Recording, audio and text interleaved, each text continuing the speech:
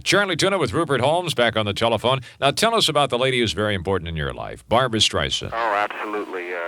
Barbra Streisand has been just the most amazing advocate of my work, and it was incredible because she exposed my songs to a lot of people that I think otherwise might never have heard of me or cared about anything that I did. And certainly, when she sings, millions of people listen. 7 of my songs on 3 albums, so, the lady has been wonderful to me. Tell us the first time that you met Barbra Streisand on the phone. That was amazing because, you get the call from Los Angeles. What had happened was I had just put out my very first album, and somehow she got a hold of it and listened to it, and the next thing I know, I'm getting a phone call saying, I've heard these songs, and I want you to come out to Los Angeles. I'm interested in recording them, and I'd like you to arrange them. Maybe we could work together on some other things, too, as well. And I'm saying, who is this? Is this Bernie down at the bowling alley? Who is this really? Come on. In the end, I had to call back Hollywood just to believe that it wasn't somebody playing a goof on me, because it was just completely out of left field. It was one of those amazing things where life imitates a bad movie. Tell the story real quick about the restaurant when you went there. Yeah. It was wonderful.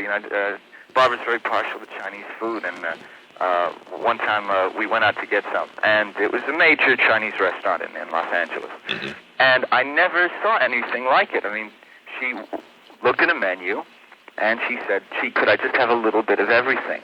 And they brought a little bit of everything. And these carts are coming. There's like 15 waiters at one table, And because there's no mistaking that it's Barbra Streisand. I got out a cigarette. In those days I smoked, and my face was almost burned off by 15 lighters all going off at once. And I turned to Barbara in the middle of all this wonderful service, and I said, Barbara, it really does pay to wear a sports jacket. I'll have to do it more often.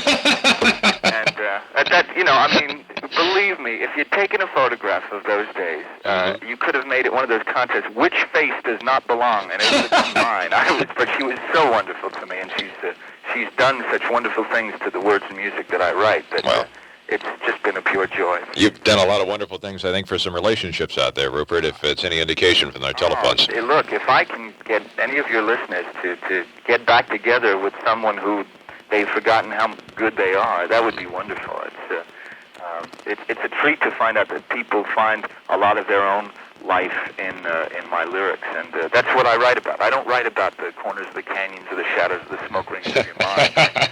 I write about the silly, dumb, lovely things that people do all the time, and how they hurt each other and make each other feel better. And if people can find themselves in my lyrics, that's everything for me.